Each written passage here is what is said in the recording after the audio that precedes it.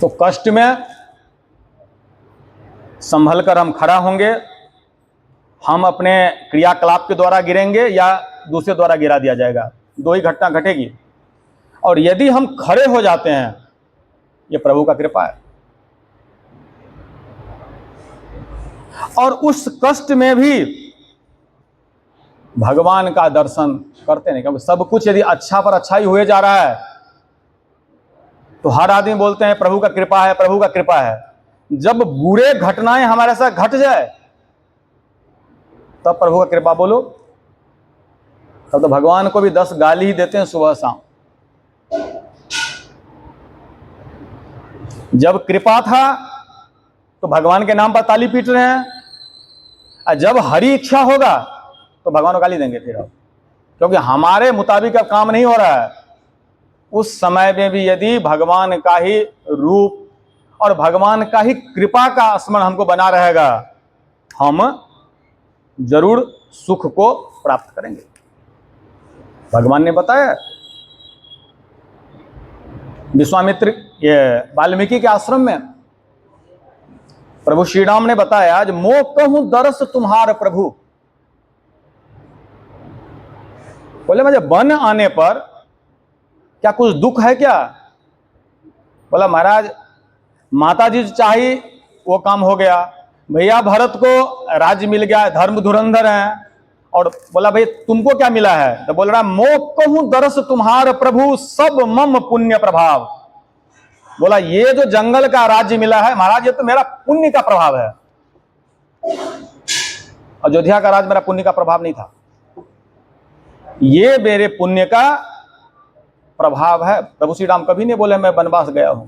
बोला पिता दिन मोहि कानन राजी, पिता ने मुझे जंगल का राज्य दिया है। बोला मुनि ये तो आपका दर्शन कैसे होता मुझे? ये सब मेरे पुण्य का प्रभाव है, और इस प्रभाव का मैं पूरा प्रभु आनंद ले रहा हूं, आपका आशीर्वाद चाहिए मुझे।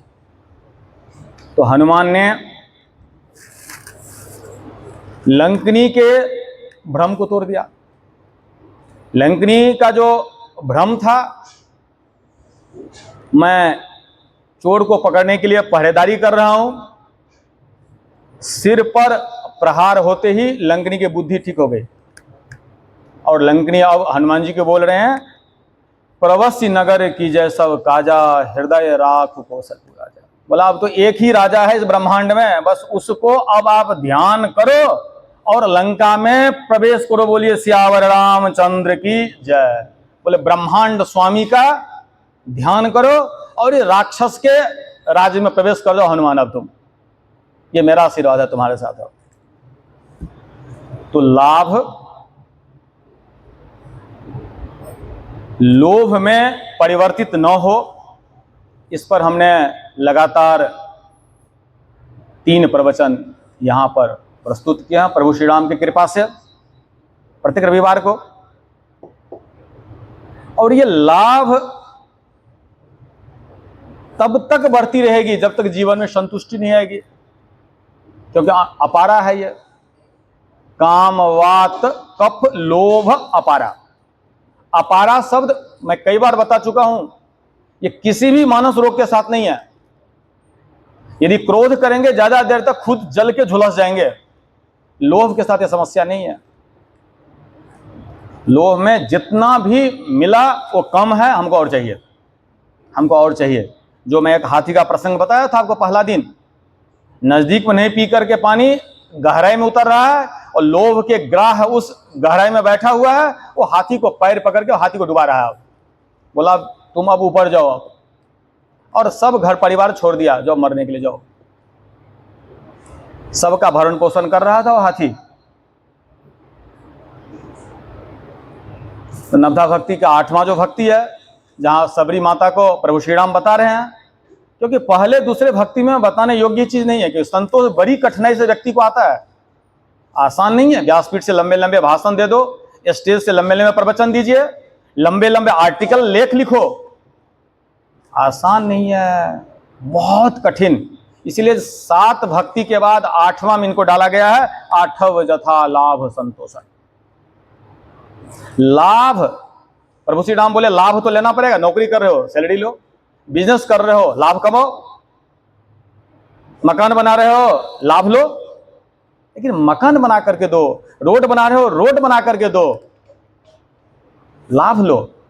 लोभ मत लो, क्योंकि लोभ की मात्रा जैसे जैसे बढ़ता जाएगा, वो ग्राह उस बीच में बैठा हुआ है, लोभ का ग्राह, वो टांग पकड़ेगा, और टांग पकड़ेगा फिर बच नहीं पाओगे। इसी लोभ के ग्राह से निरंतर सतर्क रहना पड़ेगा। मात्रा बढ़ती है। ल और भ दो ही वर्णमाला के अक्षर है। ल और भ वो लाभ में भी है और लोभ में भी है। लाभ में मैं बताया था पहले भी, आ का मात्रा है, ला भ आ, और यही मात्रा को बढ़ाते जाएंगे, अ आ ई ए ऐ ओ, ये बन जाएगा ल प्लस ओ, लाभ के बाद लोभ, लाभ के बाद ये बन जाएगा एक निरंतर, यदि मात्रा बढ़ती जाएगी ये बनेगा लोभ, और लोभ हमारे मृत्यु का मूल कारण बनेगा। इसीलिए इस मात्रा को निरंतर घटाते रहना चाहिए, इसको बढ़ाने की जरूरत नहीं है। अब हम आप लोगों को प्रभु श्री राम के राज्य अयोध्या भी ले जाना चाहूंगा, जहां प्रभु श्री राम ने सारे अयोध्या वासियों को बुलाया और अयोध्या वासी को बताया, जो मैं जो बोल रहा हूं, यदि तुमको अच्छा लगे तो ही सुनना, समझना या इस पर उचित कार्य करना, और नहीं अच्छा लगे तो मेरी बात मत सुनना और मुझे टोक भी देना, बोल देना जब आप गलत बोल रहे हो। ये दिमाग में मत रखना जो मैं राजा हूं, जो मैं बोलने जा रहा हूं ये जरूरी नहीं है मैं सत्य बोल रहा हूं। तुम्हारे हिसाब से तुमको लग रहा है जो मैं मिथ्या भाषण कर रहा हूं, गलत बोल रहा हूं, तो उस पर अमल करने की तुमको जरूरत नहीं है, और तुम मुझे रोक दो जो महाराज गलत बोल रहे हैं। और प्रभु श्री राम ने अयोध्यावासी को बताया, कहूं भगति पथ कवन प्रयास। बोला भक्ति के पथ में अयोध्यावासी, ये रामराज की स्थापना हो रही है।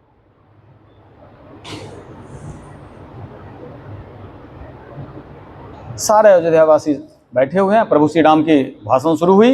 बोले कहूं भगति पथ कवन प्रयासा। बोलो क्या भक्ति के पथ में प्रयास करने की जरूरत है? प्रभु का चिंतन है, भक्ति में प्रयास की जरूरत नहीं है। दुनिया में कुछ भी करें, पूजा करेंगे, पाठ करेंगे, यज्ञ करेंगे, जप तप ज्ञान कुछ भी करें, परिश्रम करना पड़ेगा। बोला भक्ति में, प्रभु श्री राम का चिंतन है, भक्ति में किसी भी प्रयास की जरूरत नहीं है। कहूं भगति पथ कवन प्रयासा।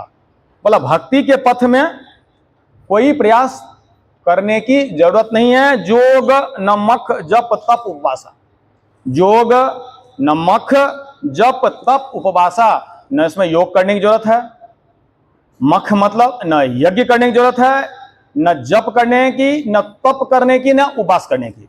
बहुत आदमी देखो उपवास करके ये शरीर को सुखा देते हैं। वो प्रभु श्री राम बोला कोई फायदा नहीं है। दिन भर उपवास करते हो और दूसरे के बारे में चिंतन चलता रहता है, उस उपवास से क्या कर रहे हो? शरीर में आग लगा रहे हो, कोई फायदा नहीं है।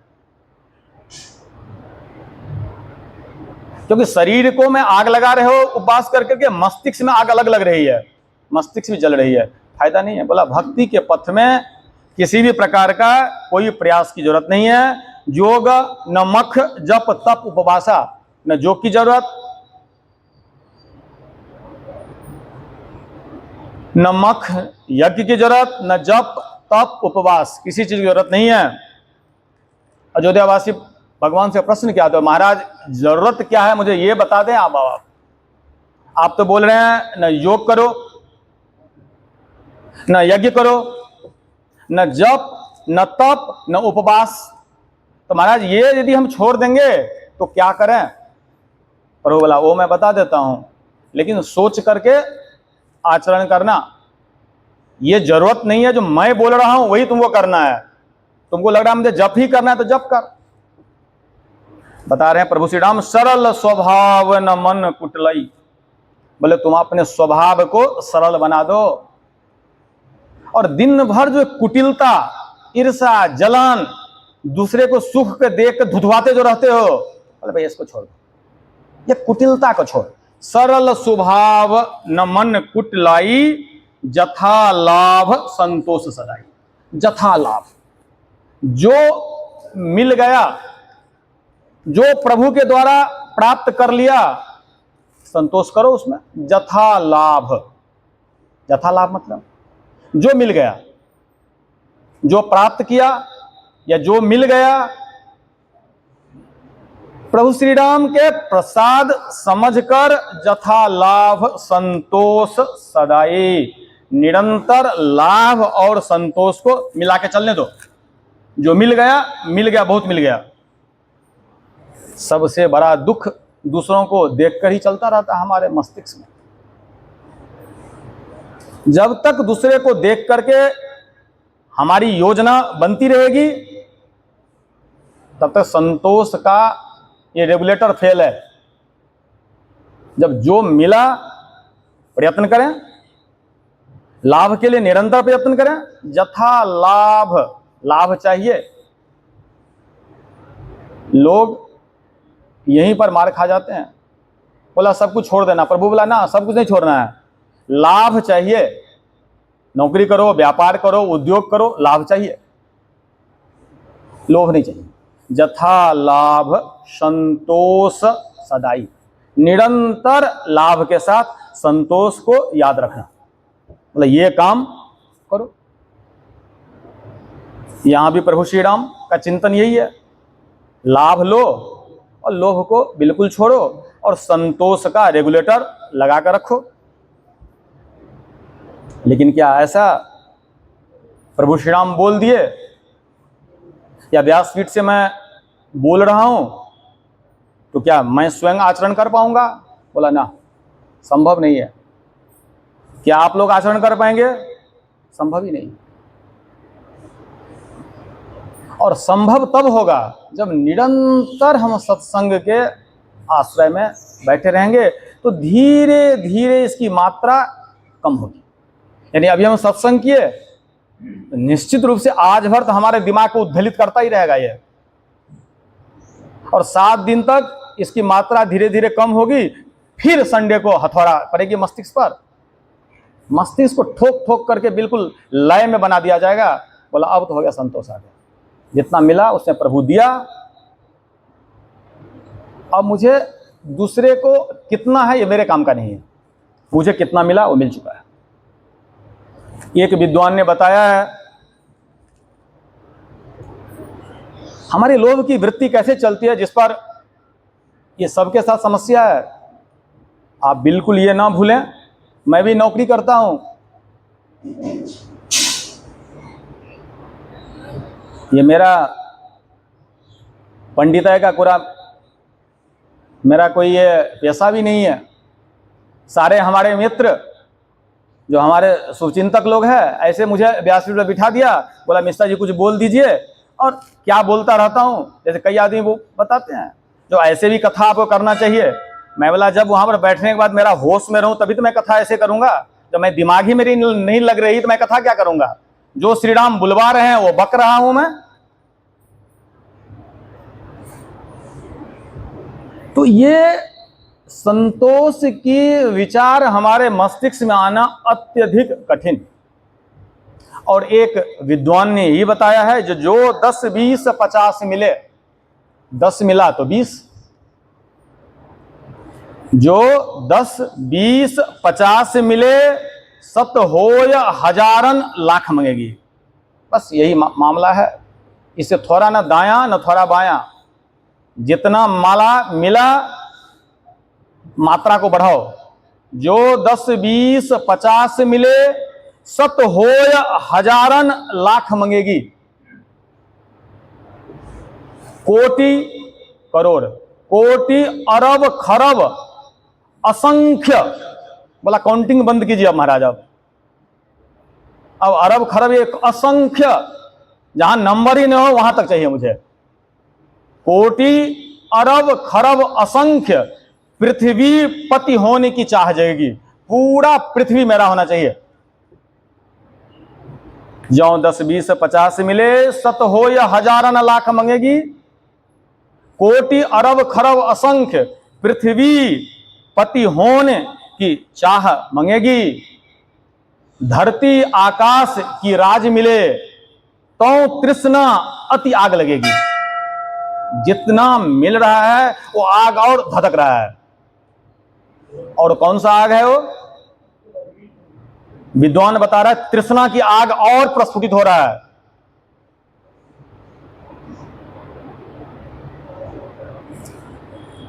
धरती पाताल की आकाश की राज मिले तो तृष्णा अति आग लगेगी। सुंदर एक संतोष बिना सठ तेरी तो भूख कभी न मिटेगी। सठ तेरी तो भूख कभी न मिटेगी। बोला संतोष के बिना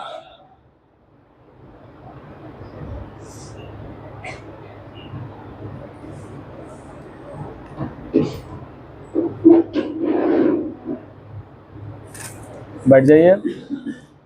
जय श्री राम। विद्वान ने बता रहा है जो 10 20 50 मिले, सत होय हजारन लाख मंगेगी। कोटि अरब खरब असंख्य पृथ्वी पति होने की चाह जगेगी। धरती आकाश की राज मिले तो तृष्णा अति आग लगेगी। सुंदर एक संतोष बिना सठ तेरी तो भूख कभी न मिटेगी। सठ तेरी तो भूख कभी न मिटेगी। ये भूख मिट ही नहीं सकता। मृत्यु पर्यंत तक ये निरंतर भूख चलता रहेगा। इसीलिए कहीं पर संतोष के ब्रेक लगा करके सही अधिकारी की खोज करें। सही अधिकारी आपका कोई भी हो सकता है, भाई, पुत्र, पुत्री, दौहित्र, नाती, ट्रस्ट, समाज कल्याण, कुछ भी हो सकता है। उस अधिकारी को समर्पित करें। इसमें भटकने की कोई जरूरत नहीं है। यदि हम ज्यादा इसमें गुनागणित करने लगेंगे तो आप कुछ दे ही नहीं पाओगे। पहला प्रश्न आएगा इनको क्यों दूं, ये तो इसका ठीक से इस्तेमाल ही नहीं करते हैं, चलो एक आयोग बनाओ, इसके लिए कमीशन सेटअप करो। बोला ना ना, ये सब दिमाग मत लगाओ। जो दिमाग में कोई योग्य पात्र समझ में आ रहा है उसको दे दे। यही वशिष्ठ महाराज ने जब दशरथ महाराज को समझाया, ये महात्मा तो तुम्हारा बेटा लेकर ही जाएगा, और ये जो 2 बेटा मांगने के लिए आए, मांगने के लिए चारों मांग लेता मूर्ख। ये तो महात्मा के ऐसा साधु चरित्र महात्मा है, ये 2 ही मांगा तेरे से। ये बोले ना चौथे पन पायो सुत चारी, हमारा 4 ही तो बेटा है, 4 बेटा भी कम है इनको। बोला ये तो 4 बेटा तो मिला है यज्ञ से। बैठ जाइए। तो 4 बेटा जो यज्ञ से मिला है उसमें महात्मा तो अच्छा है जो 2 ही बेटा मांगा है। यज्ञ पुत्र है, यज्ञ की सुरक्षा में जरूरत है, बेटा को दे। और बेटा को दे रहे हो और क्या लेकर आएगा, ये लाभ लेकर आएगा। इसको जाने दे राम और लक्ष्मण को, देखो हो क्या रहा है आगे चल करके। इनको साहूकार की भाषा में समझा दिया। अब महाराज दशरथ को समझ में आया, मेरे प्राण नाथ सुत दो। अब महात्मा को बता रहे विश्वामित्र जी को, ये जो मेरे 2 पुत्र हैं महाराज, ये तो मेरे प्राण ही हैं, और तुम मुनि पिता आन नहीं को। महाराज अब इस दोनों बच्चे का पिता आप ही है। ये गुरु की पृष्ठभूमि है। ये राग और ममता जो पाल कर बैठे हुए थे, ये राम और लक्ष्मण मेरा ही पुत्र है।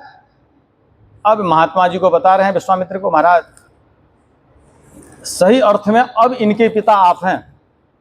अब ये 2 बालक को आप संभालें और अब इसको जहां ले जाना है। अब दशरथ महाराज ये भी नहीं बता रहे हैं कि महाराज 2 महीने में वापस लाओगे या 6 महीने में वापस लाओगे। बोला ना, गुरु महाराज ने इनकी ममता को कपूर बना दिया।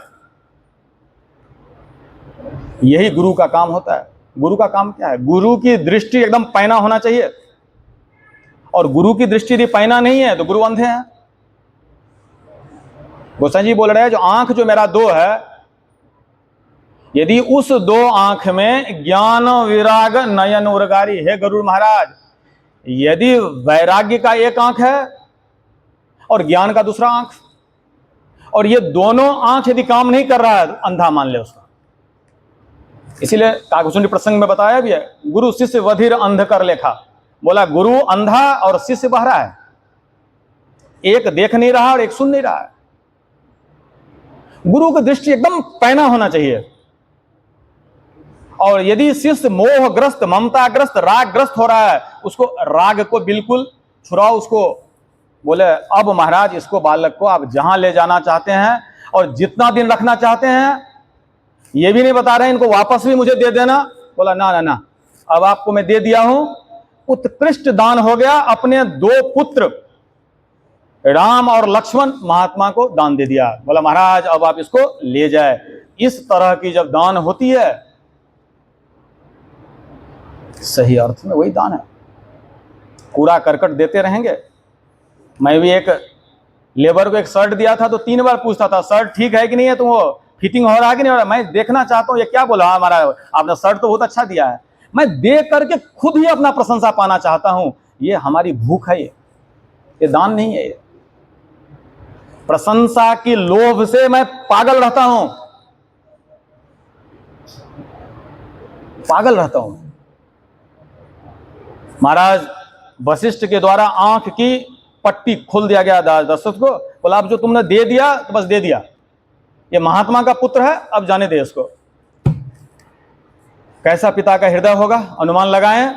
वशिष्ठ महाराज इनको लेकर के प्रस्थान, ये विश्वामित्र महाराज लेकर के प्रस्थान कर रहे हैं।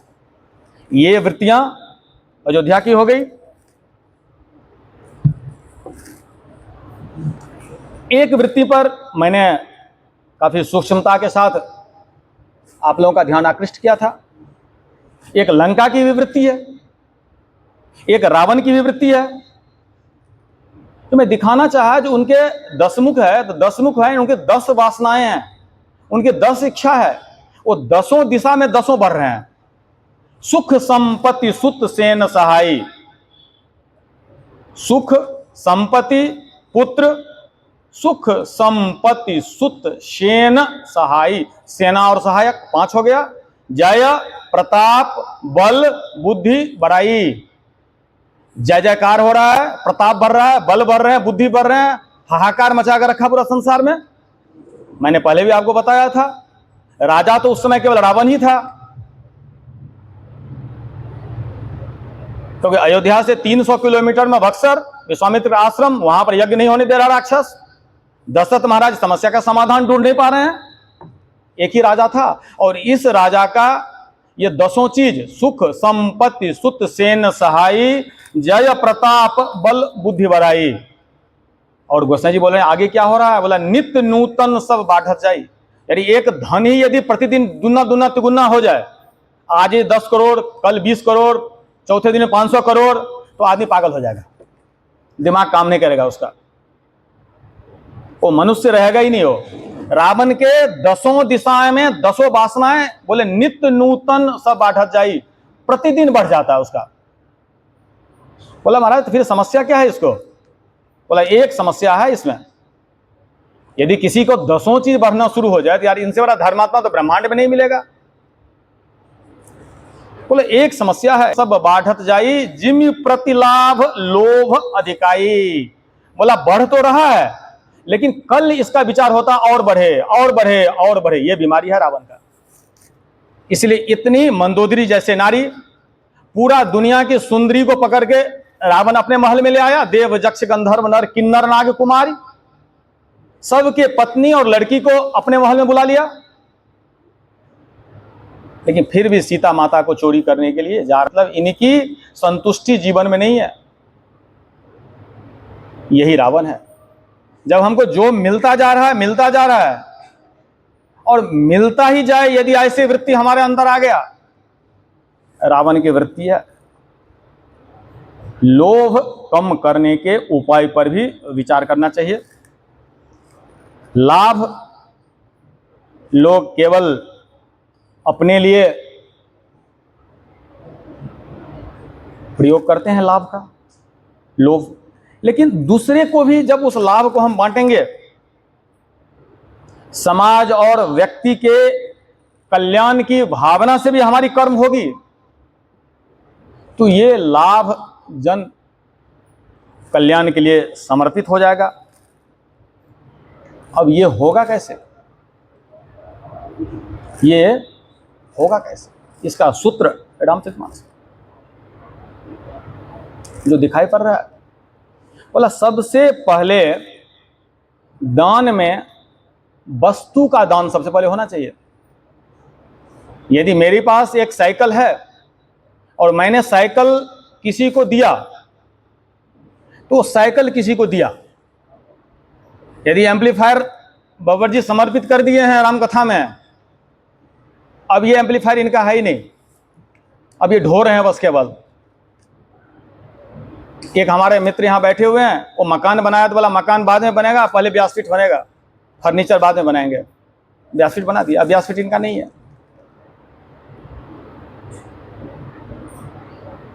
वस्तु का दान, ये वस्तु मैं समर्पित किया, पहली सीढ़ी।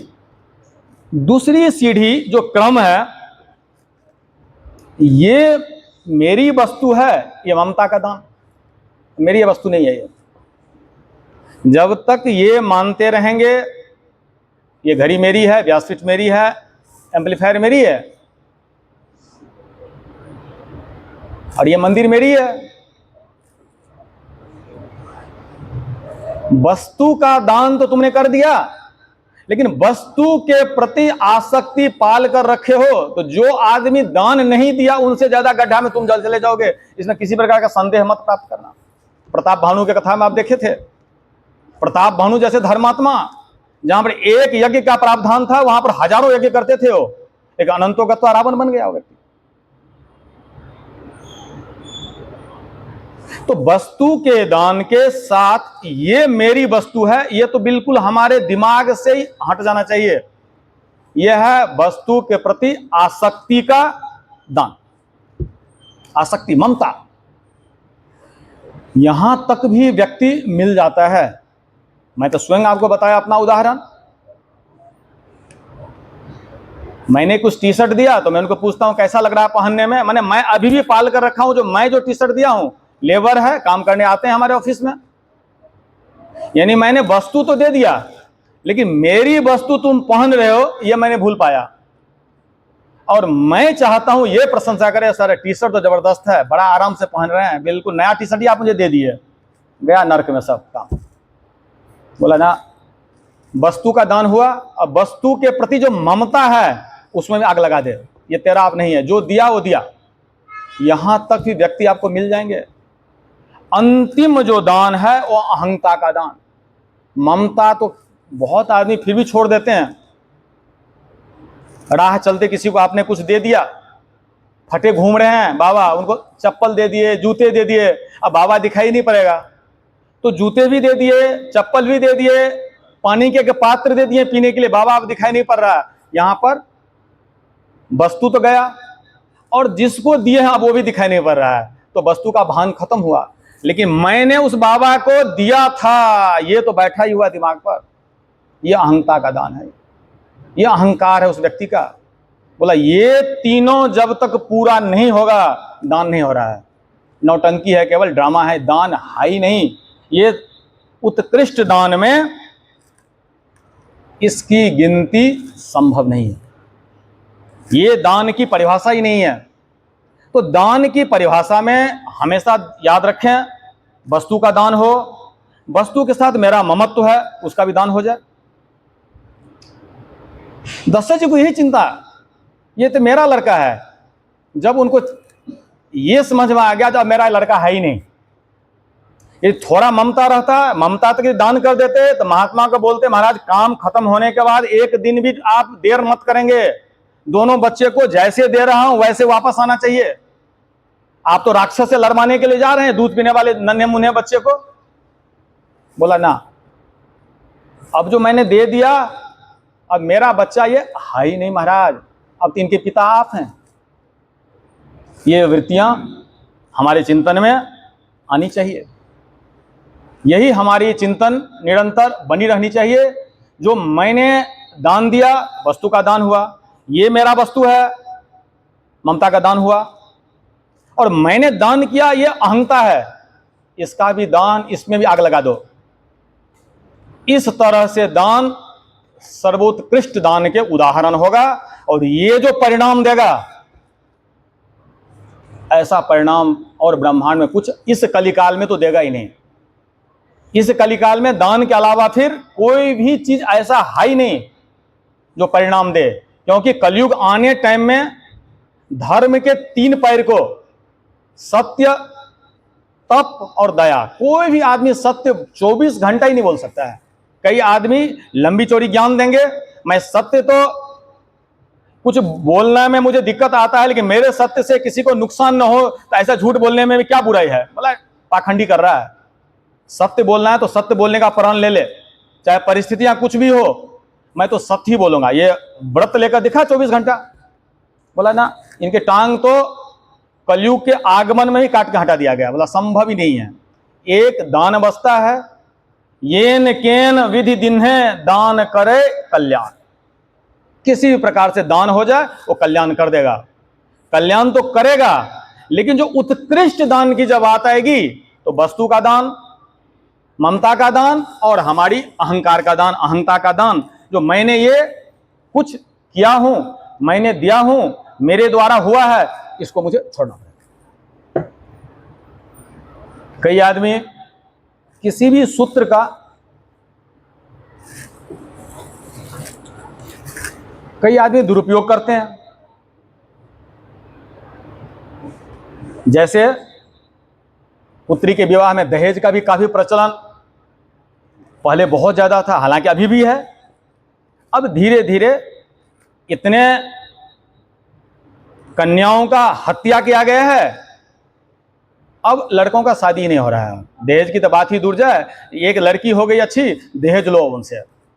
ये तो मैं अब देख रहा हूं, जमाना पलट गया, क्योंकि जैसा कर्म होगा परिणाम वैसे ही आएगा।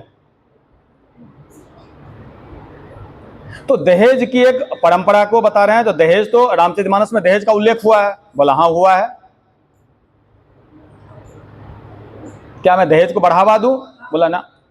रामचरितमानस, कोई भी सिद्धांत हम अपने हिसाब से आधा समझते हैं और आधा छोड़ देते हैं।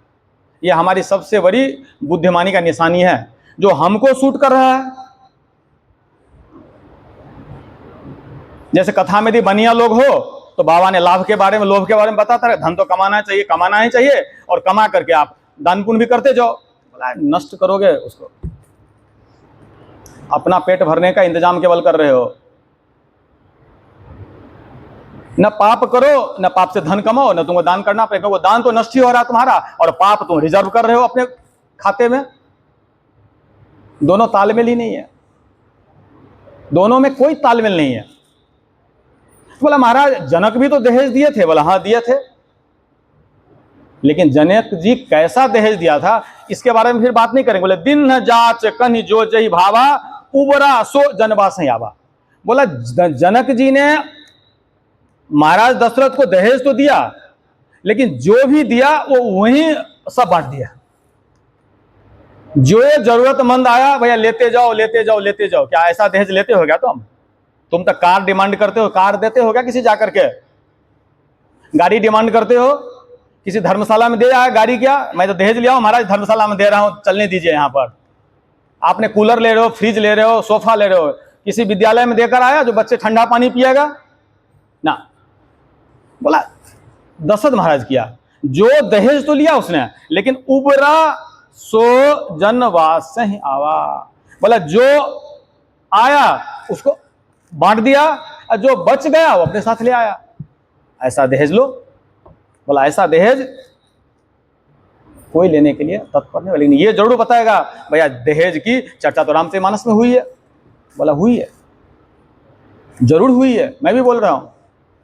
अब ये वृत्तियां जब दशरथ महाराज के जनक जी देखा तो हर आदमी चाहते हैं जब मेरी बेटी को जो मैं दे रहे हैं हमारे बेटी की सुख सुविधा के लिए समान जाए। तो अंत में जनक जी ये किया, जनक अवधपुर दिन पठाई, फिर सब सीधे जनकपुरी भेजना शुरू कर दिया। जनक महाराज बोला ना महाराज इनको देंगे तो मारता ही चला जाएगा, ये इनको देने से कोई फायदा नहीं है। इस तरह के वृत्तियां कोई भी सिद्धांत के रूप में ही लें। जो हमको अच्छा लग रहा है वो केवल सिद्धांत लेंगे, वो सिद्धांत नहीं है, वो धर्म की दृष्टिकोण नहीं है। धर्म की दृष्टिकोण सर्वमान सत्य होता है। दान होगी तीनों पैरामीटर, तीनों शर्त, वस्तु का दान, ममता का दान, अहंता का दान, तीनों पूर्ण हो रहा है, आपकी दान पूर्ण हुई, नहीं तो आपका दान आधा अधूरा है। दान शुद्ध अंतःकरण से होना चाहिए। दान में बुद्धि की चतुरता बिल्कुल नहीं चलेगी। विभीषण जी प्रभु श्री राम के पास पहुंचे हैं और उस समय श्री राम तो वनवासी हैं, खुद न उनको रहने के लिए घर है, न कपड़ा है, न खाने के लिए अन्न है, जंगल जंगल भटकते हुए पहुंचे हैं। और महाराज विभीषण जैसे ही आए समुद्र पार किए विभीषण महाराज, और भगवान श्री राम जो विभीषण को बता रहे हैं उस पर आपका मैं ध्यान आकृष्ट करूंगा, क्योंकि आप लोग श्रोता कथा सुन नहीं रहे, कथा में नहा रहे हैं। मैं पहले भी बता चुका हूं, कितना श्रोता है वो मेरे लिए काम का है ही नहीं। कौन श्रोता है यही केवल मेरे काम का है। किसी श्रोता से मेरी एक पैसा लेने की वृत्ति होगी तो मैं नंबर बढ़ाऊंगा, मैं नंबर बढ़ाता ही नहीं हूं, मैं घटाता रहता हूं नंबर। हमको राम भक्त श्रोता चाहिए, हमको सरौता बिल्कुल नहीं चाहिए। जिसके अंतःकरण में राम भक्ति की दीप जल रहा हो, केवल वही राम कथा में उसी का केवल मैं स्वागत करता हूं, वही हमारे काम की है। इसीलिए मैं निजी रूप से राम कथा में किसी को आने के लिए भी नहीं बोलता हूं। मैं ये भी आप बिल्कुल ध्यान रखें, मैं सूचना जो देता हूं सार्वजनिक एक सूचना देता हूं बस। इसलिए जो यहाँ उपस्थित राम भक्त हैं वो बड़ी विशिष्ट, आदरणीय और भगवान शंकर के आशीर्वाद पाकर ही यहाँ आए हुए हैं, क्योंकि राम कथा सामान्य व्यक्ति सुन ही नहीं सकता है, असंभव घटना है। ये बात आप बिल्कुल ही अपने मस्तिष्क में समझा दें, बिल्कुल अपने मस्तिष्क को समझाएं ये बात। भगवान ने विभीषण को ही बताया, कहु लंकेश सहित परिवारा। कहीं से खाना कंद मूल फल मिल रहा है, खा रहे हैं, लेकिन विभीषण को क्या बोल रहे हैं, कहु लंकेश, हे लंका के राजा। अब लंका का राजा रावण है या विभीषण है, इस पर विचार करें। ये तो अभी खुद ही पिट के भगा है, वहां से लात से मारा है इनको भाई ने, बोला भग। तो लात से मारने वाले व्यक्ति को प्रभु श्री राम के जब चरण में आया तो बोला लंकेश बन। यही प्रभु श्री राम की चिंतन है।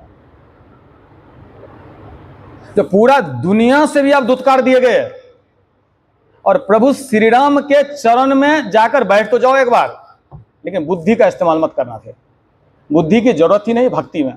बोले ना प्रभु श्री राम अयोध्यावास को ही बोल रहे हैं ना, पर सरल स्वभाव न मन कुटिलई। सरल स्वभाव और मन की कुटिलता को छोड़,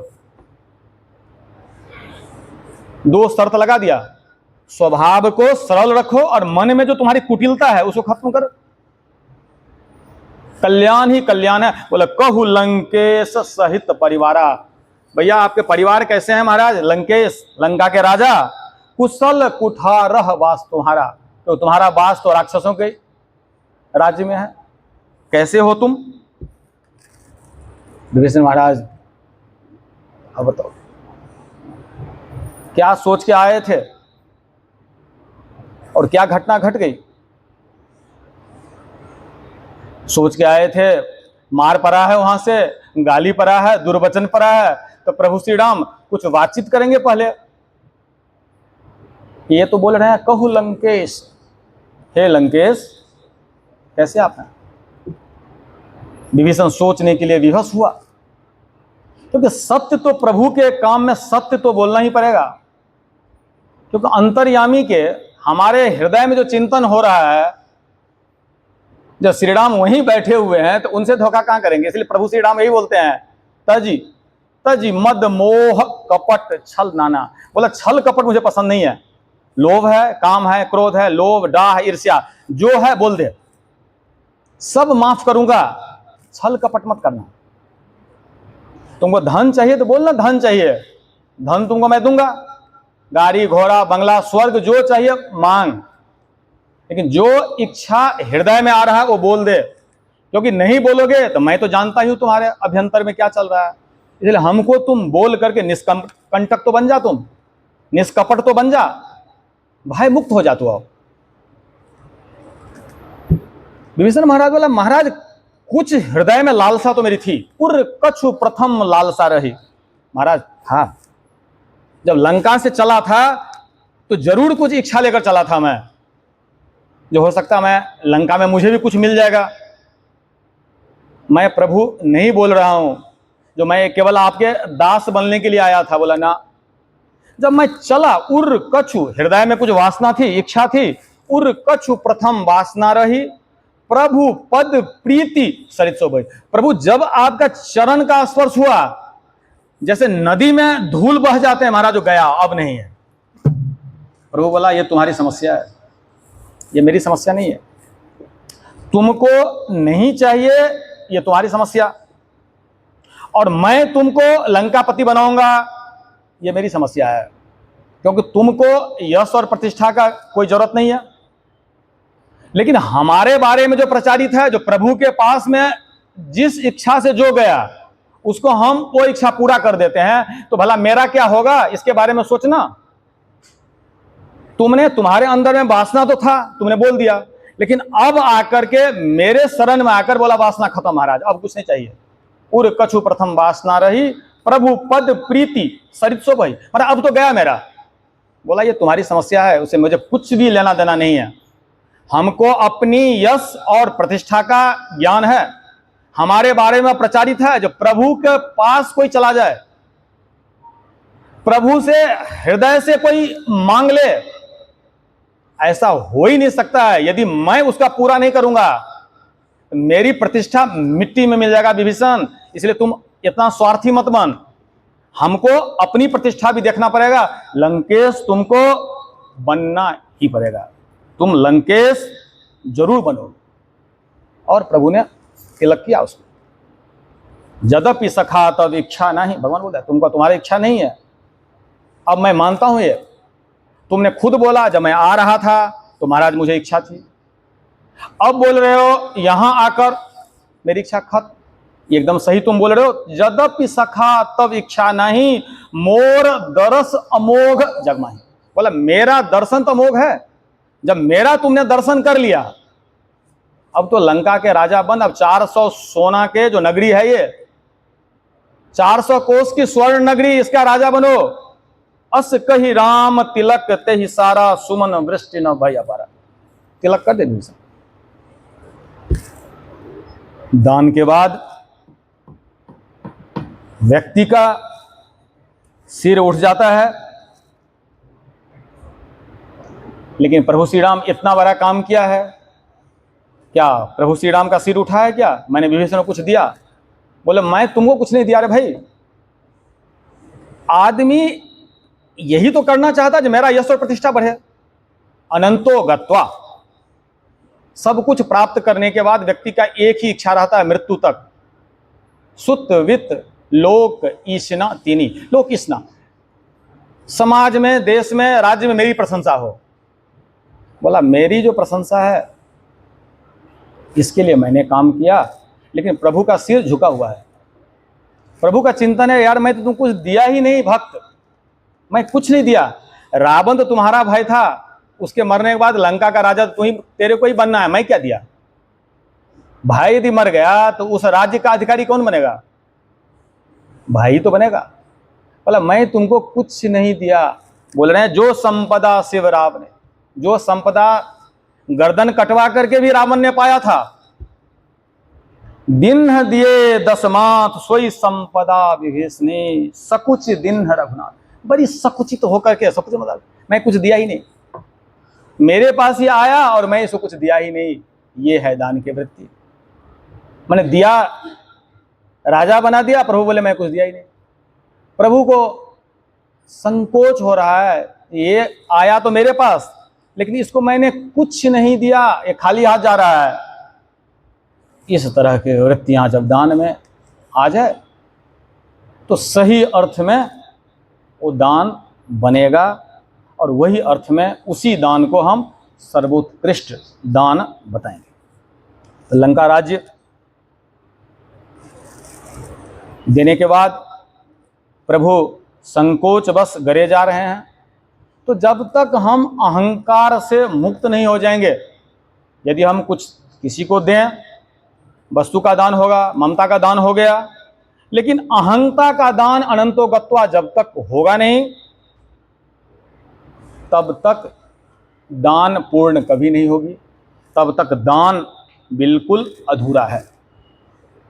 अब समय को देखते हुए एक और पात्र की तरफ मैं, सभी ये सुधीजन श्रोता है यहाँ पर, बहुत ही उत्कृष्ट कोटि के श्रोता यहाँ बैठे हुए हैं, काफ़ी दूर दूर से श्रोता आए हैं यहाँ पर।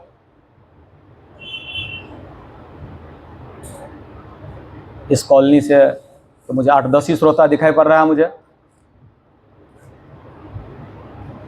एक दान का जब उल्लेख हो रहा है तो राजा बलि का दान का यदि मैं उल्लेख ना करूं तो फिर दान की कथा भी अधूरा ही रह जाएगा। राजा बलि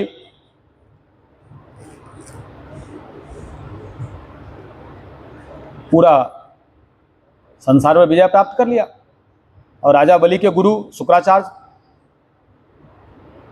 शुक्राचार्य बुद्धि में उतने तीक्ष्ण, उनकी नजर एकदम पैना, मरे को जिलाने की शक्ति शुक्राचार्य को।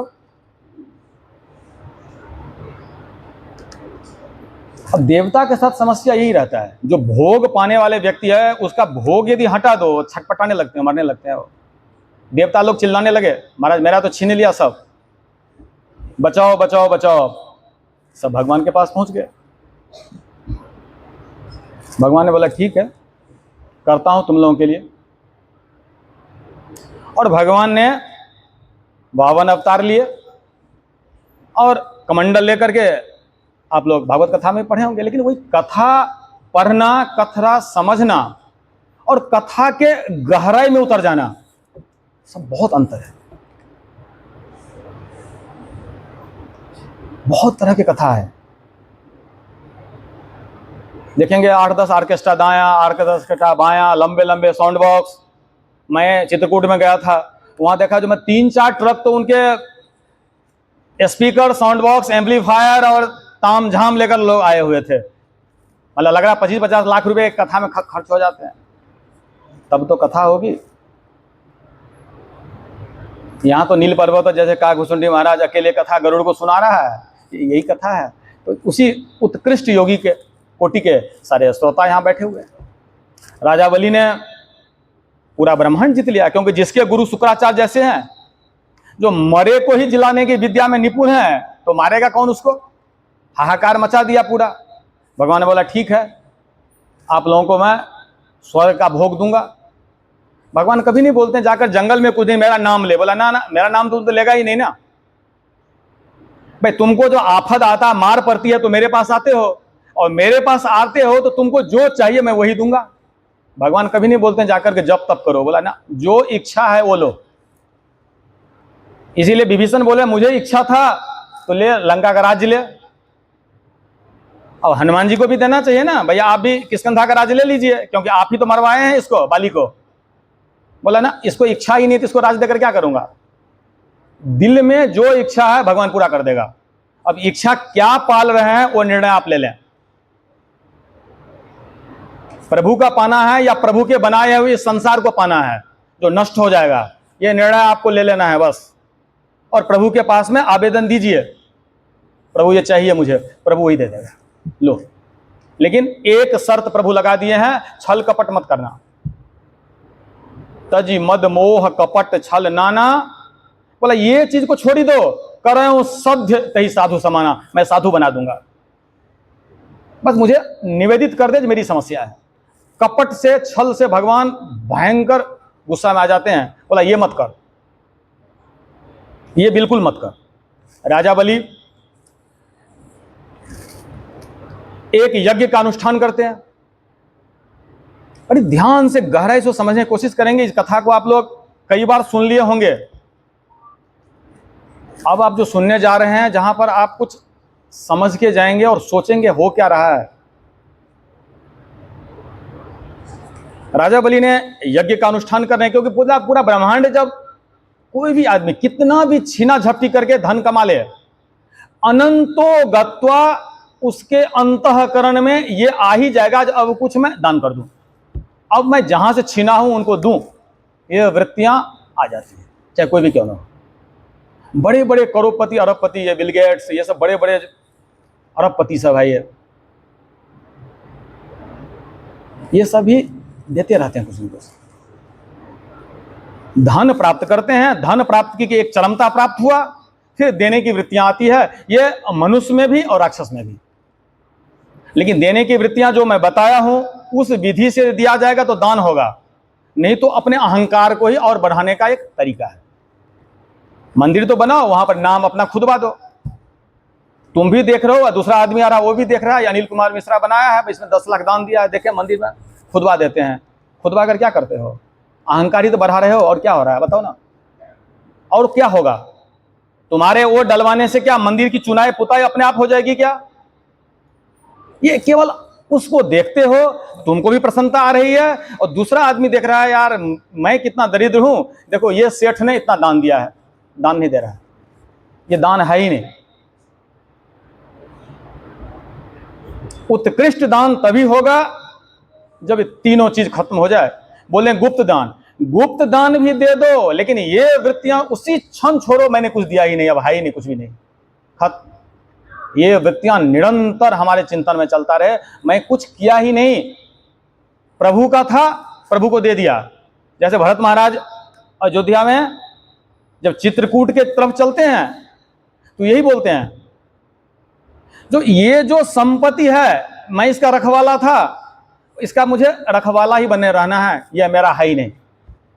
बोला एक ही नाता है, सब जान हैं राम के नाते, बस एक ही नाता है, प्रभु श्री राम का नाता, और कोई नाता नहीं। ऐसी वृत्तियां जो हमारे चिंतन में आ जाए, उत्कृष्ट दान होगा, और वो फल जो देगा जिसका आप अनुमान नहीं लगा सकते, क्योंकि वही बीज केवल बचा हुआ है।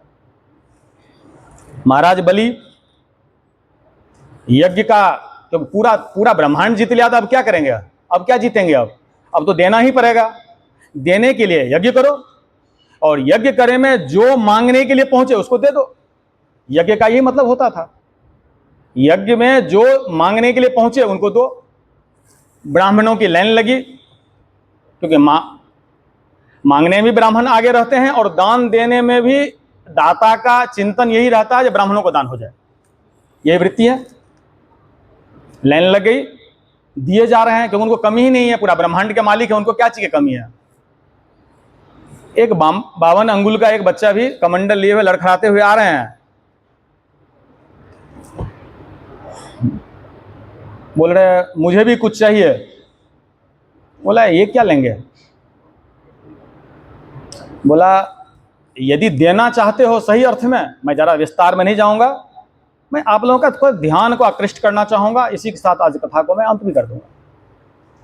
बोला महाराज देना यदि आप चाहते ही हो तो संकल्प आपको पहले लेना पड़ेगा। मैं किसी का दान लेता ही नहीं हूं, मैं बिना संग ऐसे नहीं, हम गए और मुझे एक टीवी और फ्रिज और एक कूलर दे दिया, बोला ना ये नहीं लेता हूं मैं, या 1000 गाय दे दिया और 500 कोस जमीन दे दिया, ले तू, बोला ना मैं ये नहीं लेता। आपको यदि देना है तो आप संकल्प लो। ये गुरु बता दें ना, गुरु की नजर जो होता है ना, ये बड़ी पैनी होती है गुरु की। जहां तक हम देख नहीं पाते हैं वहां तो गुरु देखते हैं। ये शुक्राचार्य जैसे बालक को देखा, बाली को बुलाया, बलि को इधर आ, इधर इधर। बोला ये जो बच्चा जो दिखाई पड़ रहा है ना, इसको क्या समझ रहे हो तुम? बोला महाराज क्या समझ रहे हैं? ये छोटा सा नन्हा एक है 52 अंगुल का, ये क्या है, मतलब इनके हाथ है न पैर है, ऐसे ही कमंडल लेकर भटक रहे हैं दृष्टि पहन करके, बल्कि तुम्हारा पूरा संपत्ति छीन लेगा। इसके संकल्प लो ही मत तुम। शुक्राचार्य के चिंतन के बाद बलि का आंख और थोड़ा खुला, ये गुरु है। यानी ये गुरु की दृष्टि क्या है। अब ये गुरु ऐसे क्यों कह रहा है, गुरु को तो बोलना था ये बालक को जल्दी संकल्प लो, क्योंकि और आदमी तो इतना धूम मचाया हुआ है, उसको तो लग नहीं रहा संकल्प लेंगे तब तो दूसरा आदमी ने दान ले जाए चले जाए, ये वस्तु मुझे चाहिए, तो झपट झपट के सब ले रहा है। ये बालक तो बोल रहा है लूंगा ही नहीं तुम्हारा कुछ भी चीज, संकल्प ले तो लूंगा, नहीं तो मैं जाता हूं। बोला अरे महाराज ऐसे मत करो, संकल्प लेने में क्या, आप जो चाहिए आपको दूंगा मैं तो ब्रह्मांड मालिक हूं। शुक्राचार्य बोला रहा कोने में ले गया साइड में, बोला ये इसको कुछ मत दे, ये सब छीन लेगा, ये बहुरुपया है, ये पैनी है, गुरु की दृष्टि पैनी है, गुरु ब्रह्म को देख लेता है, भगवान को गुरु देख लेता है, बोला ये भगवान है। तो शुक्राचार्य में समस्या क्या आ गई, मैंने शुक्राचार्य की एक आंख जो बोला ज्ञान विराग नयन उर्गारी, ज्ञान और वैराग की दो आंख, तो ज्ञान की आंख तो इनकी एकदम पैना है, भगवान को पहचाना, लेकिन देने वाली आंख इनका ठीक नहीं है। बोला दे मत इसको, क्योंकि इसको जो दोगे तो मुझे राजभोग बाल भोग मुझे कौन खिलाएगा।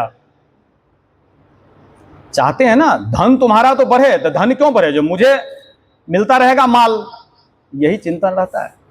तुम्हारा धन जरूर बढ़े लेकिन हमको माल देते जाओ, यही वृत्तियां हैं गुरुओं की।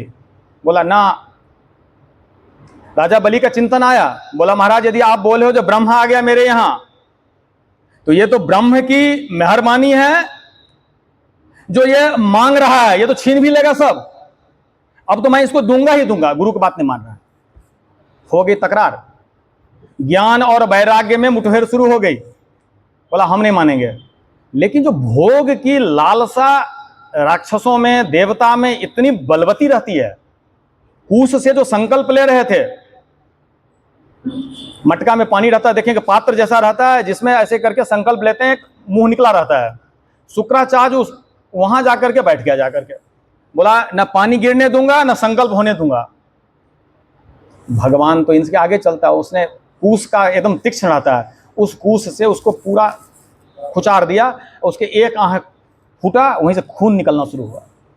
भगवान के चिंतन है तुम्हारी एक आंख ठीक है, तुमने जब मुझे पहचान लिया तो तुम्हारे ज्ञान की आंख तो बिल्कुल ठीक है तुम्हारा, लेकिन इसके देने की वृत्ति आई है और तुम रोक रहे हो, तो तुम्हारा एक आंख से मैं अंधा कर ही दूंगा तुमको, तुम एक आंख से रहो, तुम्हारी एक आंख अंधा। यही दृष्टि है। भगवान ने बोला संकल्प ले लिया, बोला हाँ महाराज अब मांगो, अब आपको प्रभु जो भी मांगना है बोला मांगो। बोला मैं ज्यादा नहीं मांगूंगा, मुझे तो 3 पग धरती चाहिए बस। बोला महाराज आप भी नाटक कर रहे हैं लग रहा है, 3 पैग में तो एक हाथ भी जमीन नहीं जाएगा आपको, वैसे ही आप इतने छोटे। बोला सोच लो अभी भी टाइम है। अरे बोला महाराज अब तो संकल्प ले लिए हैं। बोला पक्का?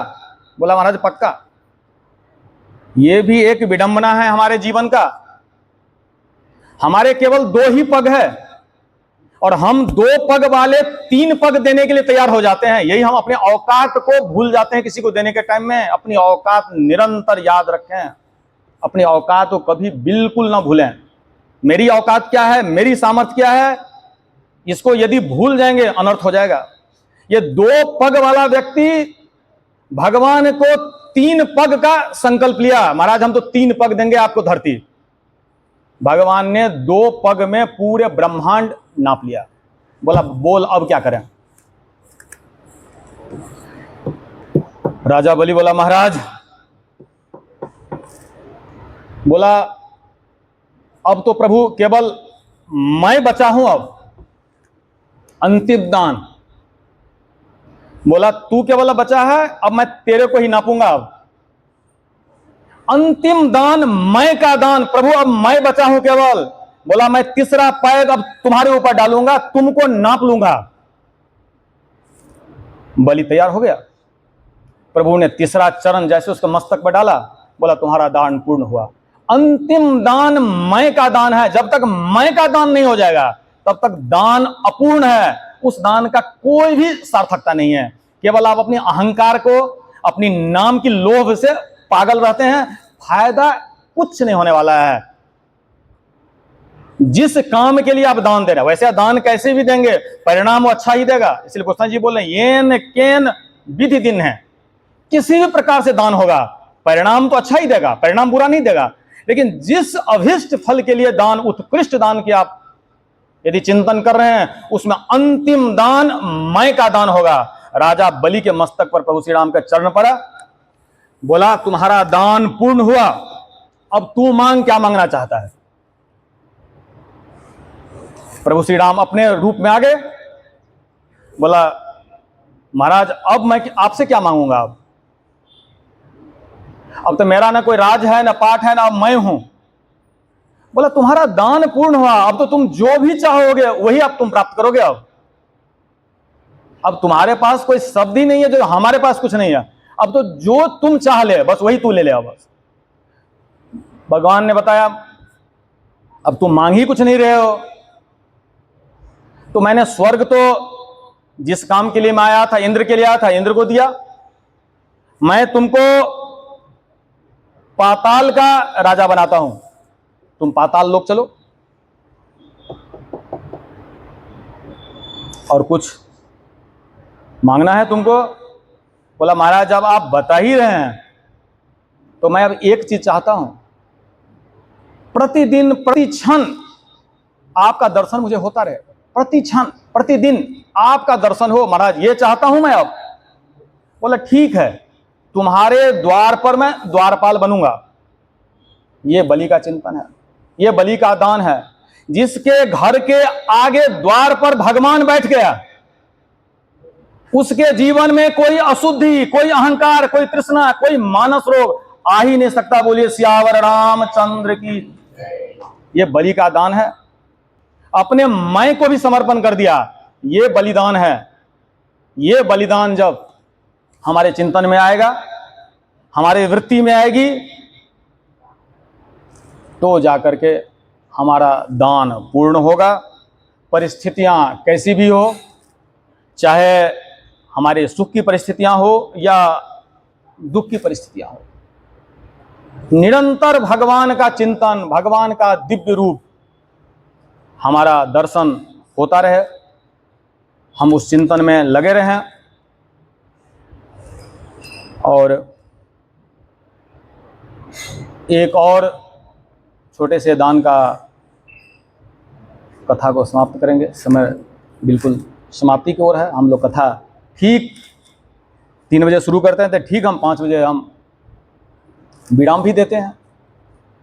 इस प्रसंग की अंतिम कथा है। सुमित्रा माता के पास लक्ष्मण जी, भगवान बोले बन तो जा रहे हैं तो जब माता से एक बार आशीर्वाद ले आओ। जब माता, तुम्हारी माता बोल दे जाने के लिए, किसकी माता बोलेगी बन जाने के लिए? सौत के बालक को बन जाने के लिए बोले, जा सौत के बच्चे बन जाएगा, तू क्या जाएगा, घर में बैठ। भगवान का चिंतन है, माँ को तो पूछो, हो सकता है माँ ही घेर ले, बोला हम अपने बच्चे को नहीं जाने देंगे, तुमको बन बोला जाने के लिए, तू जा। सुमित्रा के पास लक्ष्मण जी दौड़ के गए। लक्ष्मण जी एक क्षण के लिए प्रभु श्री राम से अलग होना ही नहीं चाहते हैं। पहले ही मैं बता चुका, बोले गुरु पितु मात न जाने को, पहले ही घोषणा कर चुका, मैं महाराज मैं किसी को जानता ही नहीं हूं। भगवान बोले मुझे तो उनका आशीर्वाद चाहिए, यदि वो बोल रहे हैं तो चलो मेरे साथ बन। सुमित्रा माता बता, अवध तहां जहां राम निवासु, यहां रहकर क्या करोगे? यहां रह करके करोगे क्या? अवध तो केवल अब वही है जहां प्रभु श्री राम है। कहां ही दिवस जहां भानु प्रकाशु, जौ पै सिए राम बन जाही, अवध तुम्हार काज कछ नहीं। बोला अवध में तुम्हारा कोई काम नहीं है, अवध में रहकर क्या करेगा? ये सब उत्कृष्ट दान है। ये सब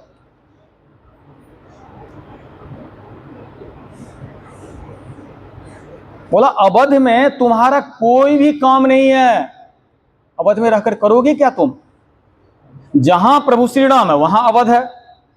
अब बोले पूजनीय प्रिय परम जहां ते सब मानिह ही राम के नाते।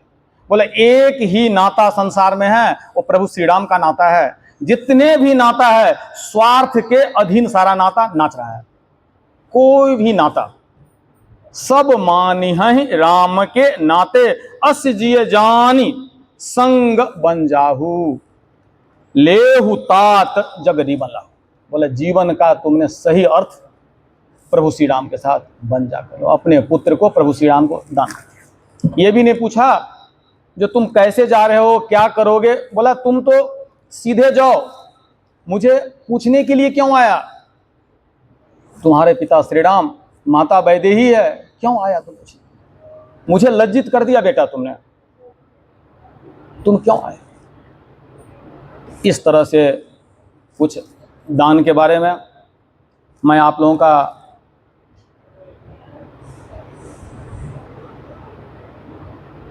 जो निज मति मैं पहले बता चुका हूँ, राम कथा के बारे में जो हमारी मति है उससे मैंने देखने का प्रयत्न किया हूँ।